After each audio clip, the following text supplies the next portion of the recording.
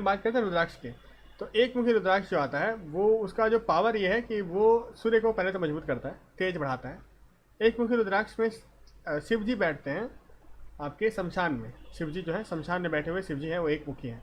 सूर्य के लिए ठीक है, सूर्य अगर आपका बहुत ज़्यादा कुल्ले पीड़ित है, अगर आप रत्न नहीं पहन सकते सूर्य का, तो एक मुखी रुद्राक्ष पहना जाता है।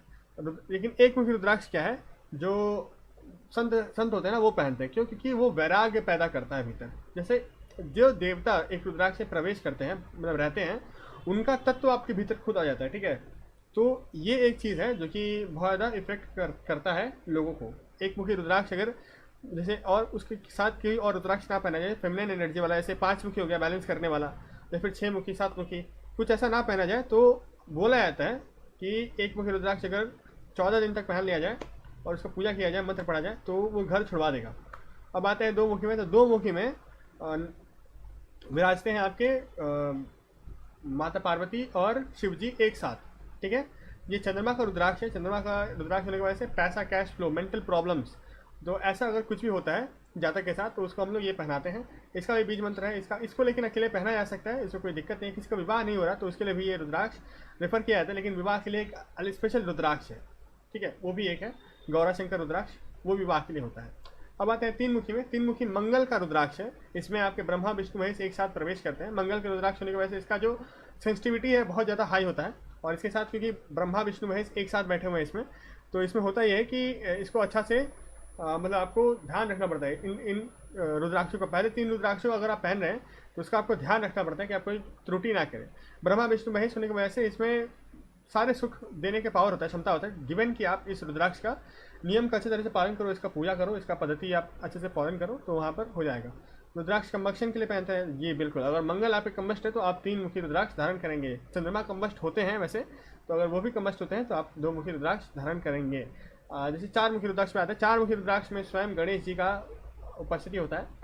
तो ये एस्ट्रोलॉजिस्ट के लिए, मैथमेटिशियंस के लिए, अकाउंटेंट्स के लिए बहुत बढ़िया होता है, बिजनेसमैन के लिए बहुत बढ़िया रुद्राक्ष होता है। 4 मुखी मैं सबको रिकमेंड करता हूँ, जो भी या तो एस्ट्रोलॉजी से संबंधित है, जिसमें भी बुद्धि आपका काम में आ रहा है ना, 4 मुखी रुद्राक्ष पहन लो, आपको सोचने की क्षमता जो है वो बढ़ा देता है। बुद्ध का रुद्राक्ष है। किसी कुंडली में अगर बुद्ध कम्बस्ट है, बुद्ध पीड़ित है, तो उसके लिए हम 4 मुखी रुद्राक्ष का प्रयोग करते हैं। सबसे बढ़िया रुद्राक्ष, ये वन ऑफ द बेस्ट रुद्राक्ष को भी पहन सकता है बिना कुंडली देखे।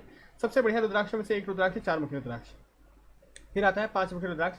5 मुखी रुद्राक्ष में जो है वहाँ पर आपके शिव जी ऐसे, मतलब शिव जी पूरे अपने परिवार के साथ प्रवेश वहाँ पर रहते हैं 5 मुखी रुद्राक्ष में। ये बृहस्पति का रुद्राक्ष है। नॉर्मली अगर आपको कोई भी एक रुद्राक्ष पहनना है, आपको शिव जी का प्रेजेंस फील करना है, और आपको मतलब सबसे बढ़िया जो है एक रिजल्ट आपको चाहिए, तो आप पहनते हैं 5 मुखी रुद्राक्ष। बहुत ही बढ़िया रुद्राक्ष है, कोई भी पहन सकता है इसको भी। बृहस्पति अगर बहुत ज़्यादा खराब है, बृहस्पति अस्त है, तो 5 मुखी रुद्राक्ष का प्रयोग किया जाता है, ठीक है। अब जैसे एक और है, जैसे बृहस्पति को केंद्राधिपति दोष लगे, जैसे मिथुन लगने के लिए और कन्या लगने के लिए केंद्राधिपति दोष लगता है, तो उसको भी ठीक करने के लिए आपको 5 मुखी रुद्राक्ष पहनाया जाता है। उसके बाद है 6 मुखी रुद्राक्ष। 6 मुखी रुद्राक्ष शुक्र का रुद्राक्ष है। ये स्कंद का रुद्राक्ष है, ठीक है। स्कंद जो देव हैं, यानी कार्तिक के भगवान इसमें वास करते हैं। ये 6 मुखी रुद्राक्ष है। 6 मुखी रुद्राक्ष अगर आपका शौर्य कम है तो उसको पहनाया जाता है। सुंदरता कम है, ऐश्वर्य कम है, तेज कम है, तो उनको पहनाया जाता है। अगर शुक्र आपके पीड़ित है कुंडली में तो उनको पहनाया जाता है। शुक्र लग्न का स्वामी हो गए, कभी कभी 6, 8, 12 में बैठ जाते हैं, तो उनके लिए पहनाया जाता है। शुक्र अगर आपके कम्बस्ट है तो उनके लिए पहनाया जाता है। चर्म रोग होता है, मतलब स्किन का प्रॉब्लम होता है, तो उनको पहनाया जाता है। अगर सोचिए शुक्र अगर खराब ग्रहों के साथ बैठे हुए हैं लेकिन उनको छेड़ा नहीं आ सकता, ओपल नहीं पहन सकते, पैसा नहीं है, तो 6 मुखी रुद्राक्ष पहनाया जाता है, ठीक है। अब आते हैं 7 मुखी रुद्राक्ष। 7 मुखी रुद्राक्ष जो है आपके, वो शनिदेव का रुद्राक्ष है। शनिदेव का रुद्राक्ष होने की वजह से थोड़ा अच्छा है, क्योंकि अच्छा है एक्चुअली, ये वन ऑफ द बेस्टेस्ट रुद्राक्ष माना जाता है। इसमें लक्ष्मी माता का वास होता है, ठीक है, लक्ष्मी माता का वास होता है इसमें। वैसे 5 मुखी रुद्राक्ष में एक तरह से बोला जाता है, थोड़ा 5 मुखी में आता है। 5 मुखी रुद्राक्ष में नारायण का भी वास होता है वैसे, या तो नारायण या तो उनका माना जाता है कि इनमें पूरा शिवजी अपने परिवार के साथ वास करते हैं। वापस से आते हैं तो 7 मुखी में लक्ष्मी माता का वास होता है, तो जो इनको पहनता है उसके बाद पैसा आते रहता है। अच्छा रुद्राक्ष, इस तरह का money magnet, natural money magnet 7 मुखी रुद्राक्ष। अब 7 मुखी रुद्राक्ष शनि का भी रुद्राक्ष है। तो शनि देव अगर पीड़ित हो जाए कुंडली में, शनिदेव पीड़ा बहुत ज़्यादा दे रहे हैं, या फिर किसी का 7.5 चल रहा है, तो 7 मुखी रुद्राक्ष उसको रेफर किया जाता है कि पहन लो भाई, कम से कम कुछ ना हो तो कम से कम कुछ तो बच जाएगा आपका, ठीक है। ये है 7 मुखी रुद्राक्ष।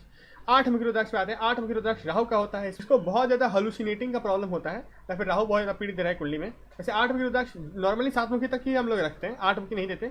ज़्यादा बढ़िया है कि आप दान करवा दीजिए राहु का, वो ज़्यादा बेटर होता है। नौमुखी रुद्राक्ष लेकिन बहुत बढ़िया है, जिसको स्पिरिचुअल गेन चाहिए, स्पिरिचुअल अपलिफ्टमेंट चाहिए, खास करके माता का साधक हो तो वो नौमुखी रुद्राक्ष में नौ दुर्गा का उसमें वास होता है। ठीक है, नौमुखी में भी देवी का वास होता है, क्योंकि राहु केतु दोनों वैसे ही सिस्टम बनाया हुआ है, तो नौमुखी रुद्राक्ष में उनका वास होता है।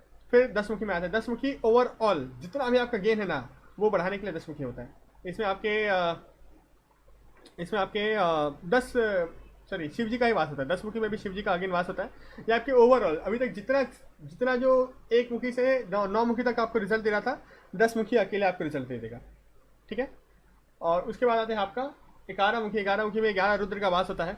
ये सबसे ज़्यादा वृद्धि कराने वाला माना जाता है। और अगर आपके ऊपर बार बार आपके ऊपर बाहर से कुछ हो रहा है, बाहर से कोई प्रयोग मारा जा रहा है जिसमें आपको दिक्कत हो रहा है, तो उसके लिए भी इसको पहनाया जाता है कि आपका भाई जो अगर बाहर से कुछ आपको ना हो जाए। जैसे बहुत सारा आजकल किया जाता है ना, मारण उच्चारण चाटन, नाम नहीं लूँगा, रात है भाई, तो उसका लिए इसका उपयोग किया जाता है। उसके बाद कुछ स्पेशल रुद्राक्ष हैं, जैसे एक आता है गणेश मुखी रुद्राक्ष। गणेश मुखी रुद्राक्ष बिजनेसमैन, हाई प्रोफाइल बिजनेसमैन पहनते हैं, बुद्धि के लिए है भाई, बिजनेस के लिए है। उसके बाद आता है आपका हाँ, गर्भ गौरी रुद्राक्ष।